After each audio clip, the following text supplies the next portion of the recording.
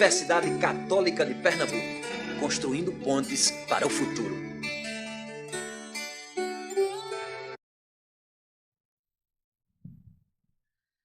Boa noite a todos e todas e todes. Estamos dando início à segunda semana de inovação da Universidade Católica de Pernambuco, Unicap, que este ano tem como temática inteligência artificial e criatividade humana, combinando habilidades para a criação de soluções inovadoras. Eu me chamo Valdenice José Raimundo, eu sou doutora em Serviço Social, sou professora do curso de Serviço Social da Universidade Católica de Pernambuco e do programa de pós-graduação em Ciências da Religião. Nesse momento, eu estou pró-reitora de Pesquisa, Pós-Graduação e Inovação aqui na Unicap. E tenho a alegria de ter dentro do espaço de inovação o professor Anthony, que vai estar falando aqui a pouquinho de forma remota, e também o professor Breno, que está aqui do meu lado. Quero dizer que todas e todos são bem-vindos, bem-vindas e bem-vindos a esse momento, desejando que seja um momento de muito aprendizado, que as nossas expectativas possam sair daqui alimentadas, né? E, sobretudo, que discutir a inovação nessa perspectiva da inteligência artificial possa fortalecer a nossa criatividade enquanto humanos, enquanto pessoas humanas. Quero, desde já, assim, agradecer muito mesmo ao professor Anthony, ao professor Breno. Quero também agradecer a Kildare, quero agradecer a Elano, que está aí transmitindo. Quero agradecer também a Daniel, aqui, enquanto a SECOM, junto com a Elano, nossa assessoria de comunicação. Mas quero agradecer de forma especial os nossos convidados de hoje, que estarão aqui partilhando os seus saberes conosco, nesse espaço de troca, né? Então, estou conosco aqui hoje o Álvaro Pinheiro, o Felipe Calegário e, remotamente, o Eduardo Oliveira e Pedro Mário. Então, muito obrigada por ter aceito o nosso convite e vir aqui partilhar conosco os conhecimentos que vocês têm acumulado ao longo da vida de vocês e dos estudos, das pesquisas. Eu passo a palavra agora ao professor Breno, que também dará as boas-vindas a todos, todas e todos.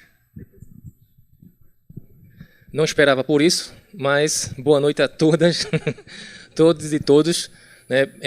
Sou professor aqui do curso de Jogos Digitais, voltei à coordenação recentemente, faço parte do programa do mestrado em Indústrias Criativas aqui da Universidade Católica e também integro aqui a Pró-Reitoria de Inovação no núcleo de inovação tecnológica. A gente iniciou, no semestre passado, né, e estamos trabalhando nessa segunda edição da Semana de Inovação com atividades além de painéis e palestras, como aconteceu ano passado, né? Então, bem-vindas, obrigado por participarem aqui. Tem a presença de alguns professores do mestrado em Indústria Criativa, curso de Sistema para a Internet e Ciência da Computação, professores do curso de Jogos Digitais e meus titios e titias, que são a denominação que eu digo para os meus estudantes, tá certo? Vou passar aqui a palavra agora para Anthony, e antes dos convidados, a gente tem também uma convidada especial. Tio Anthony.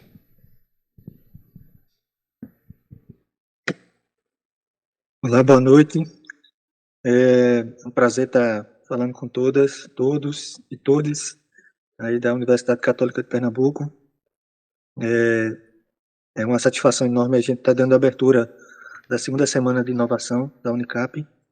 Falamos em nome da assessoria de inovação, assessoria que foi criada a partir da política de inovação da Unicap, composta, né, por uma agência de inovação que vai cuidar dos assuntos referentes à parte de empreendedorismo, né, e de estímulo à criação de novos negócios, via uma incubadora, né, que vai estar sob a gestão da agência, e também do Núcleo de Inovação Tecnológica, conforme foi falado pelo professor Breno, que tem o objetivo maior fazer a gestão da propriedade intelectual gerada dentro da universidade. Então, com essa perspectiva, né, de uma semana de inovação, né, que entra no calendário da universidade. A gente quer estimular, a gente quer, né, de toda forma, criar um ambiente que possa ser discutido, né, ser levado ao interesse das pessoas sobre tudo que acontece referente, né, a questões mais atuais da parte da inovação, né, e que tangibiliza com as diversas outras áreas, como a gente pontuou, né, no nosso tema, com a parte da criatividade. A gente também vai falar de estratégias para a gestão de negócios, a gente vai falar de novas mídias durante essa semana, a gente também vai falar de propriedade intelectual, e é com muita satisfação que eu recebo grandes amigos, né, que a gente foi construindo, né, amizade ao longo desses anos, né, de carreira, e é uma satisfação enorme estar com todos aqui, grandes especialistas, entendedores da área, vão apresentar, obviamente, as suas experiências, né, cada qual no seu contexto, e a gente vai ter um momento de discussão que possa agregar efetivamente valor àquilo que eles apresentarem. Eu estou falando aqui um pouco baixo, porque no ambiente onde eu moro, a gente tem um horário do silêncio, né, que eu já extrapolei bastante, né, já estou para mais de meia-noite aqui onde eu estou vivendo atualmente, então eu estou um pouco distante da universidade devido a complementariedade aí do meu doutorado. Eu vim fazer um pós-doutorado, né, nos Países Baixos, e a ideia é sempre tentar agregar novos conhecimentos e tentar contribuir mais com a universidade. Bom, posso dar prosseguimento, não é isso, professora Valdenice? Eu gostaria de fazer, digamos assim, uma chamada para compor a mesa, né? O meu amigo doutor Álvaro Pinheiro, que é da Controladoria Geral do Estado.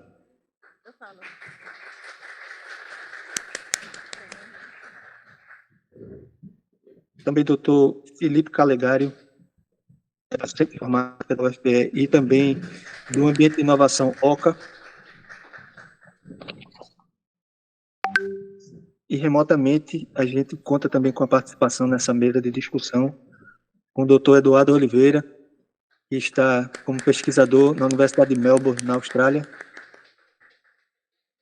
e o doutor Pedro Mário, da NVIDIA Brasil, representando, obviamente, uma empresa de ponta de referência internacionalmente conhecida. Bom, Antônio, mesa instalada. Oi, professora, pode falar. é que a gente tem uma convidada especial, e aí antes dos nossos queridos Com convidados certeza. falarem, ela vai se apresentar também em seguida. Perfeito. A gente faz então a partilha, tá Retoma. certo? Obrigada. Tá ótimo, perfeito, perfeito.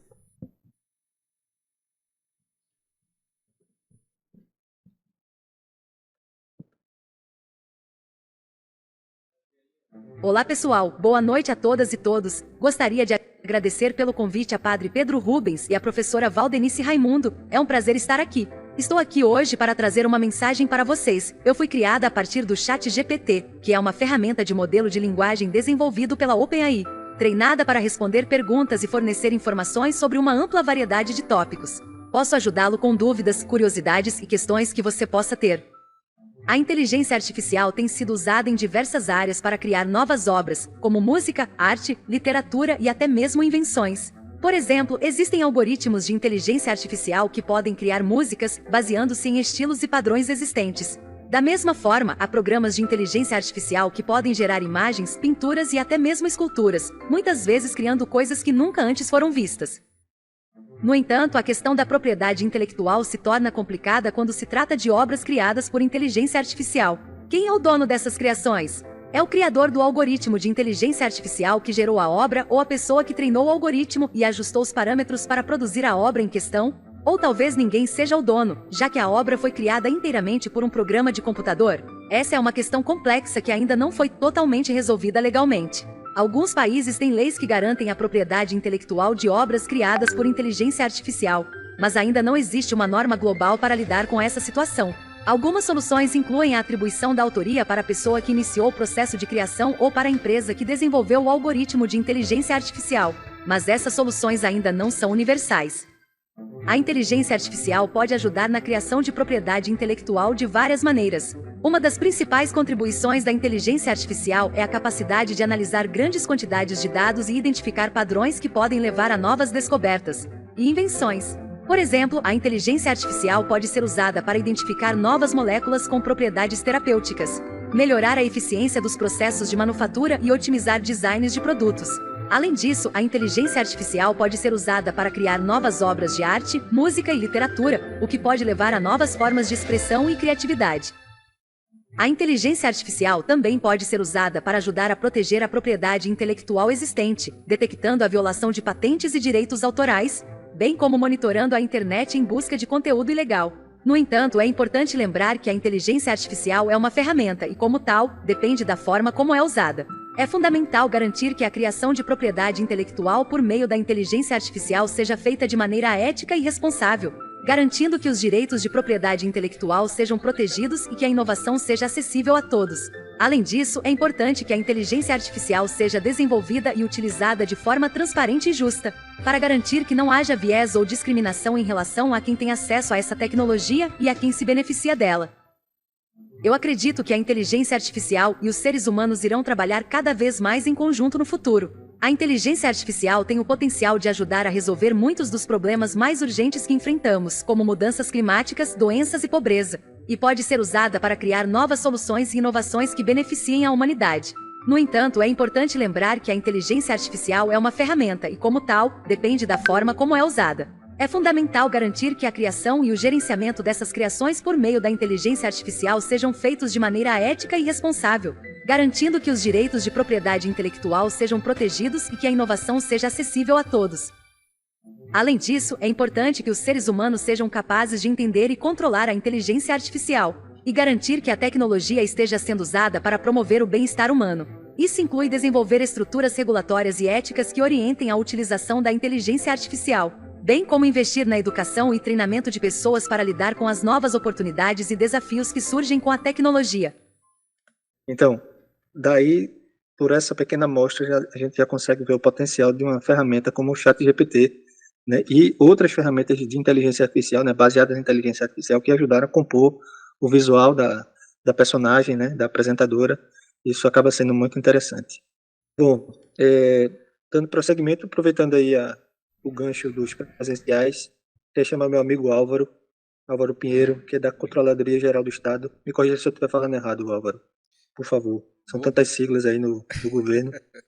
Verdade. Álvaro é recém-doutor em Engenharia da Computação, um grande amigo, uma pessoa fantástica, inteligência fora do comum. Eu queria puxar o mote contigo aí, Álvaro, para entender assim, como é que a gente, enquanto usuários do serviço público, a gente pode entender, né, o potencial de aplicabilidade e os cuidados que a gente deve ter com essas novas IAs dentro desse contexto. Perfeito. Boa noite a todos. Boa noite à mesa. Muito obrigado, Antony, pelo convite. Eu não vou dizer quanto tempo eu conheço Antony. O objetivo aqui, eu vou usar esse momento... Você manda.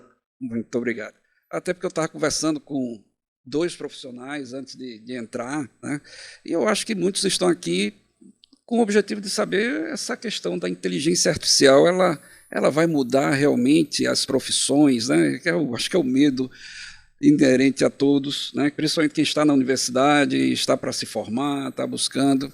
E aí eu vou falar um pouquinho da minha experiência no setor público e o que me levou a fazer um doutorado em inteligência artificial na Universidade de Pernambuco, né? A minha formação toda sempre foi em engenharia de software. Eu comecei muito cedo, por isso que eu conheço o Antony já há um tempinho. Mas eu sou concursado da ATI, que é a Agência Estadual de Tecnologia da Informação, sou do primeiro concurso da ATI, eu sou um AGTIC, que é um analista em gestão de tecnologia da informação, e esse órgão do Estado, ele coloca os analistas em gestão nos vários órgãos do governo para fazer a gestão, fomentar a tecnologia. E assim, logo no início eu fui lotado na Procuradoria Geral do Estado. Existe a Controladoria e a Procuradoria. A Procuradoria, estou lá desde 2008, final de 2007 para 2008. E o que é a Procuradoria? É como se fosse o escritório de advocacia do Estado. Os procuradores são os advogados que defendem o Estado nas várias especializadas, né? Se for, por exemplo, consultiva, eles analisam todos os processos para verificar se estão compliance às normas, né? Estão em conformidade às normas legais. contencioso, visa gerar economicidade para o Estado, né, nos processos que as pessoas físicas e jurídicas movem contra o Estado. A Fazenda, que busca arrecadar, no sentido de cobrar a dívida ativa, né, dos devedores do Estado. E desde 2008, a coordenação do sistema, a qual eu coordeno, já existe há muito tempo, né, mas a partir de 2008, essa coordenação de sistema, 2018, ela passou a ter uma nova sigla, passou a ser Coordenação de Sistemas, Automação Digital e Inovação, CSI. Mas por que a Procuradoria, a partir de 2018, começou a se preocupar com isso?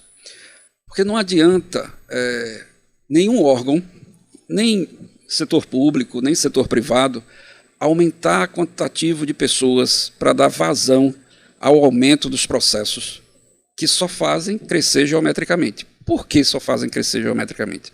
Por conta da inteligência artificial, por conta da automação dos processos. Quando a gente fala automação de processos, aí não necessariamente é Deep Learning ou Machine Learning. Você pode estar falando de RPAs, de Robotic Process Automation, que são scripts até simples de se fazer, onde você substitui um ser humano. Vale salientar que, nesse sentido, substituir um ser humano é substituir aquela pessoa que está fazendo um trabalho repetitivo. Trabalho repetitivo é trabalho cansativo. O ser humano não gosta de trabalho repetitivo. Então, naturalmente, ocorrem muitos erros quando você tem trabalhos que são repetitivos e massivos. Então, se você bota uma automação, um RPA, você tende a ter um ganho de eficiência e eficácia naquele processo. E você pode tirar aquele humano para realizar um trabalho cognitivo, um trabalho criativo dentro do processo. E um processo vai ter várias etapas. Você vai ter as etapas repetitivas e as etapas de análise, as etapas cognitivas. Mas aí veio a IA, a inteligência artificial. E é inevitável você, trabalhando dentro de uma organização, seja pública ou privada, fazer uso de inteligência artificial. Por mais que se fale que inteligência artificial vai acabar com uma quantidade gigantesca de empregos, mas outros vão surgir também.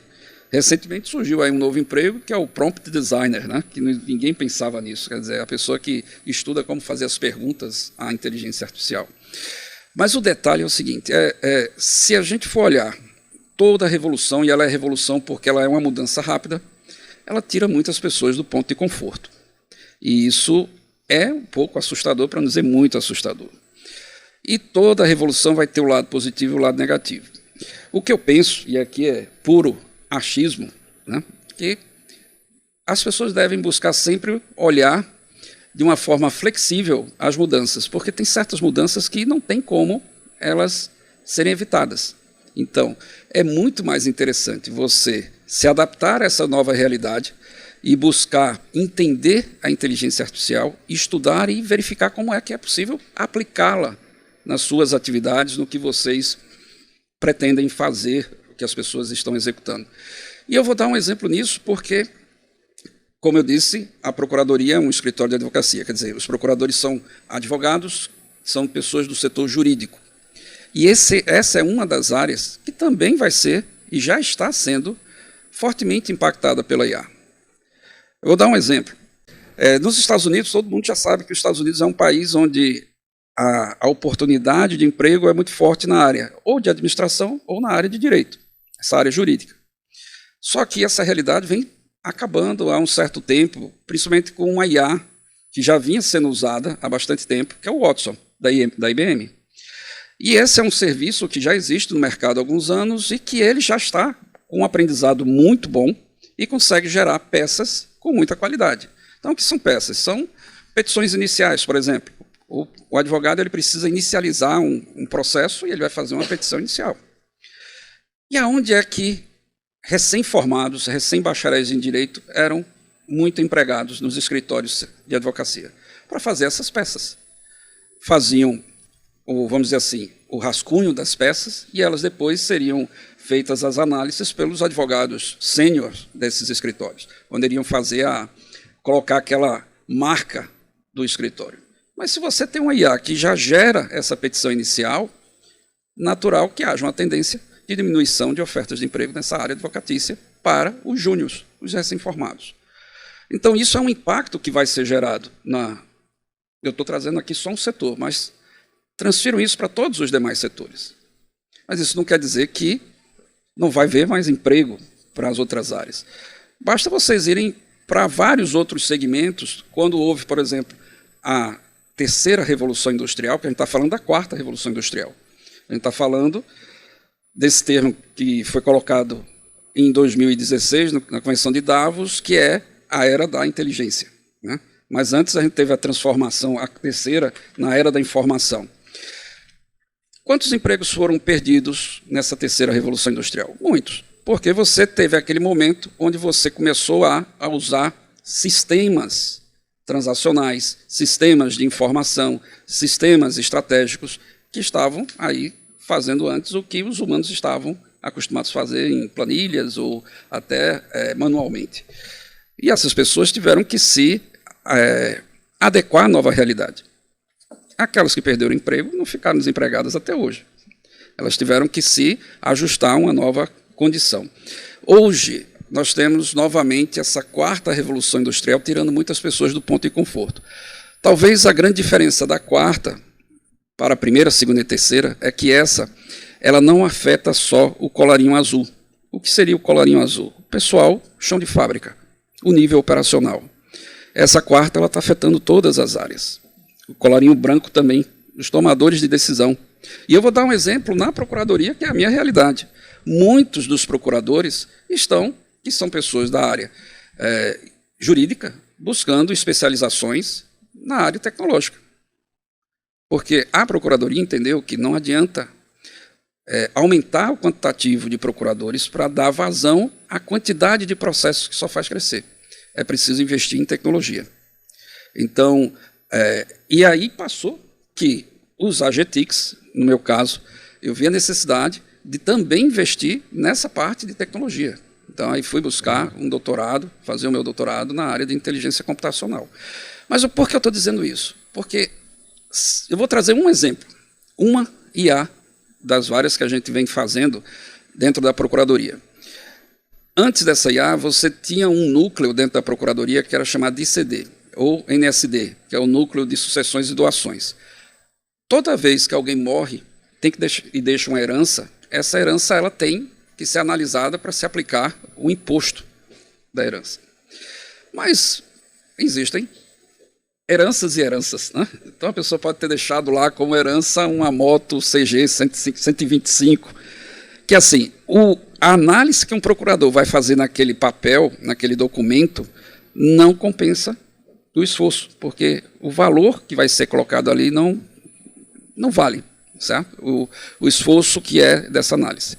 Então, esse processo é um processo irrelevante para a aplicação desse imposto, que é diferente de uma pessoa deixar, por exemplo, uma fazenda com não sei quantos hectares. Aí sim, vale a pena se debruçar para aquele processo e analisar de quanto seria o imposto a ser pago. Mas antes, não existia uma IA para fazer essa análise. Então, quem tinha que fazer a análise para verificar se era relevante ou irrelevante era o procurador. Então, ele gastava um certo tempo analisando o processo para descobrir que o processo era irrelevante. Qual é a vantagem de se usar uma inteligência artificial num processo como esse? Depois que você treina uma inteligência artificial, ela aprende a fazer essas análises como um ser humano faria. E aí ela pode verificar se aquele documento ele é relevante ou é irrelevante. Sendo relevante, aí sim vai para um procurador, onde ele vai fazer a análise com todo o conhecimento que ele tem. Quer dizer, você otimizou o processo. A IA é perfeita? Não. Existe uma métrica que a gente usa, que existem várias métricas nessa área, mas uma que é a mais conhecida, que é a acurácia. Então, a acurácia dessas IAs, até ela chegar num nível, vamos dizer assim, ótimo, se demora, porque é um processo de treinamento que vai gerar um processo de aprendizado. Mas o que eu quero dizer é o seguinte, não tem como se evitar o uso de inteligência artificial nas organizações, porque os ganhos na eficiência e na eficácia são muito grandes. E a IA, inevitavelmente, com tudo isso que está sendo mostrado aqui pelos professores, ela vai modificar todos os parâmetros que nós temos nas nossas vidas. Eu vou trazer um exemplo, eu descobri isso recentemente, né? Eu gosto de ficar sempre lendo essas atualizações, eu com certeza vou começar a olhar o link do professor Felipe aqui, mas existe uma empresa chinesa, deixa eu ver se eu me recordo o nome dela, TimeSense, se eu não me engano é esse nome, que ela está com a proposta de lançar uma inteligência artificial baseada nesse modelo de linguagem, né, GPT, que não só baseado nesse modelo, mas em outros, que é o modelo generativo, né, que você, na verdade, quando quiser assistir um filme, você vai ter um promptzinho, onde você vai dizer, hoje eu quero assistir um filme de ficção, ou um filme de comédia, ou um romance, que tenha os atores X, Y, Z, e que no enredo ele fale sobre determinado assunto. Quer dizer, você está dizendo para ela como você quer que seja o filme. Em seguida, ela vai gerar o filme para você. Depois você vai assistir aquele filme, e se você quiser, você vai compartilhar com os seus colegas, com os seus amigos. Veja, o que é que isso vai acontecer com a indústria de streaming, que já quebrou a indústria cinematográfica? Quer dizer, o Netflix está perdido, né, se ele não mudar para esse formato, porque você não vai mais assistir o que as pessoas estão oferecendo para você, você vai assistir o que você quiser, que estiver na sua cabeça. E você vai se tornar o novo produtor cinematográfico, porque você pode fazer uma coisa que ninguém viu, ninguém pensou, você compartilhou, e quem sabe você também não ganha dinheiro com isso, né? Dependendo da quantidade de acessos que as pessoas vão fazer àquele filme que você criou. E aí você diz, e os personagens? E o pano de fundo do filme? Tudo isso criado pela IA. Como vocês viram ali com a apresentadora, a convidada ilustre, né? Perfeição, né? Aquela montagem da imagem e da fala. Então, hoje vocês sabem que a computação, com o uso de inteligência artificial, ela gera imagens, gera vozes, paisagens, com extremo realismo, que só tende a melhorar, que só tende a ficar com um nível de perfeição melhor. Então, assim, como ponto de discussão, eu nem me lembro mais qual foi a pergunta de Anthony, não sei se eu respondi a sua pergunta, Anthony, mas eu achei tão interessante falar desse aspecto, mas eu penso que é melhor ser amigo da inteligência artificial do que inimigo. É melhor vocês buscarem tirar proveito, se preparar para essa mudança, porque ela é inevitável, certo? Isso em todos os segmentos, seja público ou privado. Claro que tudo na vida tem um lado positivo e um lado negativo. Eu vou trazer duas referências que eu sempre falo dessas duas referências. Eu falo de dois cientistas, um é Kai-Fu Lee e o outro é Nick Bostrom. Eu sempre comento esses dois. Aí, por isso que acho que Anthony já está rindo ali, porque eu sempre falo desses dois. Porque um fala do copo meio vazio, o outro fala do copo meio cheio. O Kai-Fu Lee, ele olha a inteligência artificial falando ela do copo meio cheio. Quer dizer, vai haver mudanças? Vai. Os governos vão ter que atuar? Vão. Como isso vai ser feito? Ainda está um processo de discussão. Certo? Mas que vai ter que haver uma legislação para proteger uma série de situações, sim, isso vai ter que ser pensado pelos governos e vai ter que ser aplicado.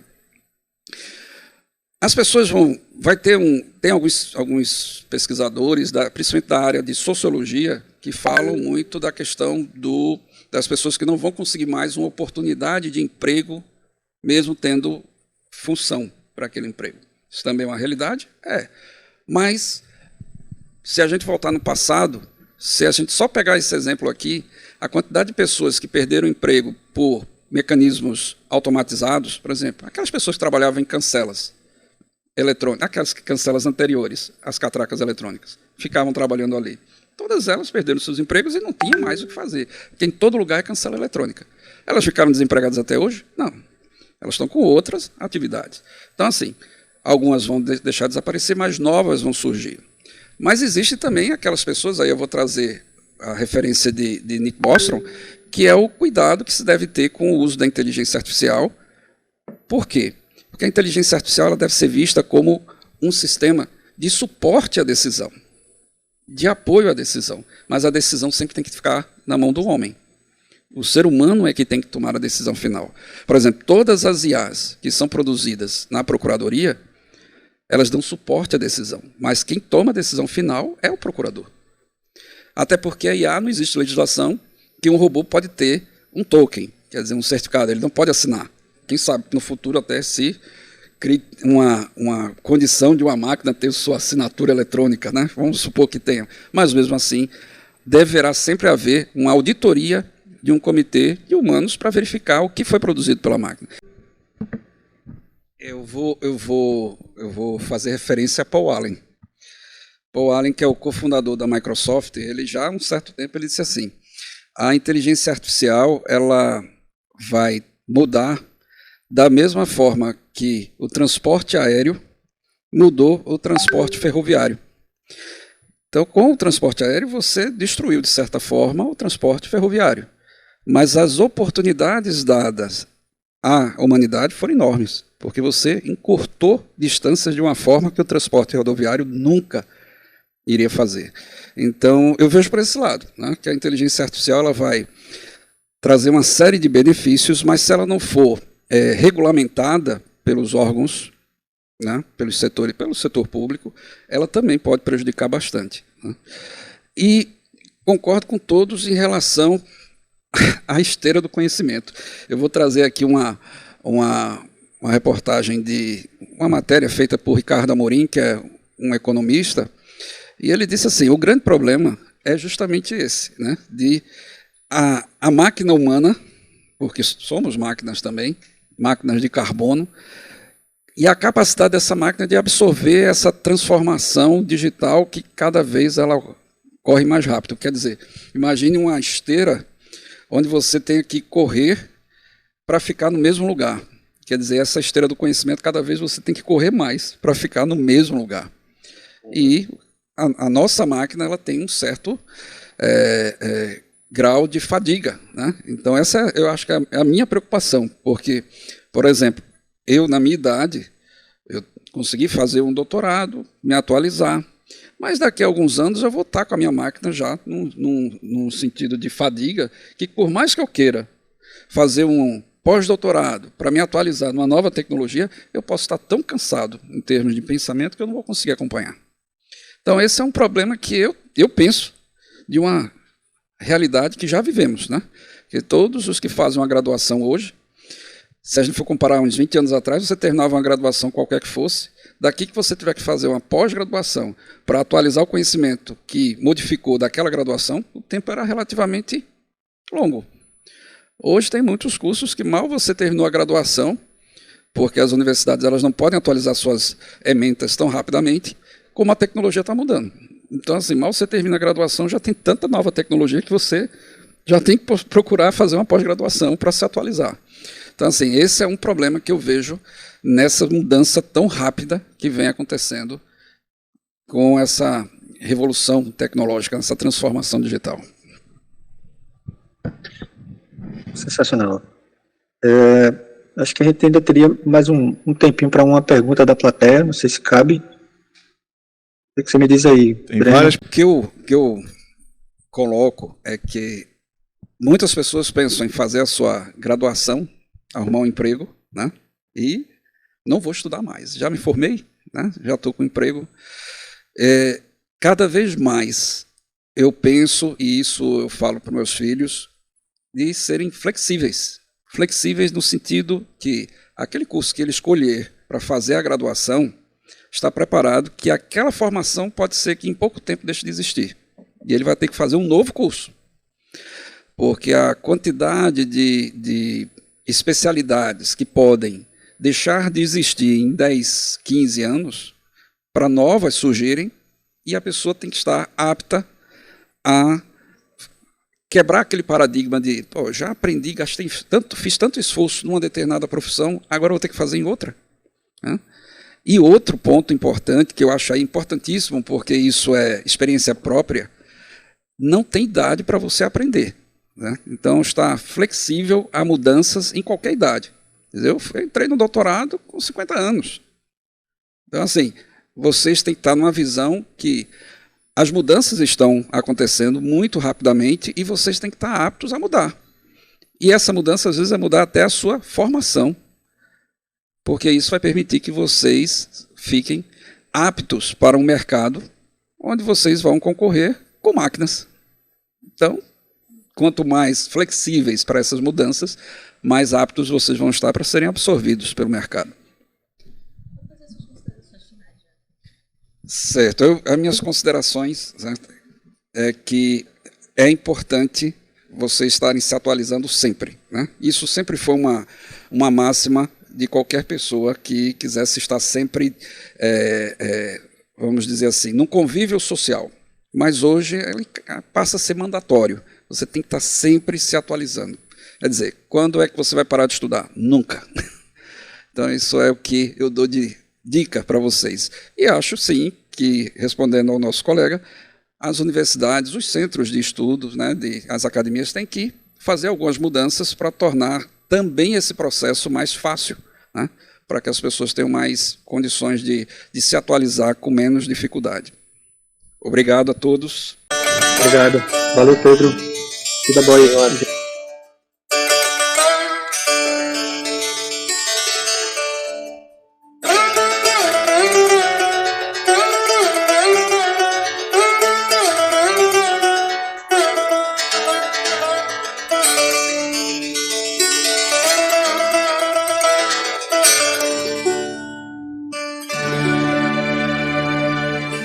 Universidade Católica de Pernambuco, construindo pontes para o futuro.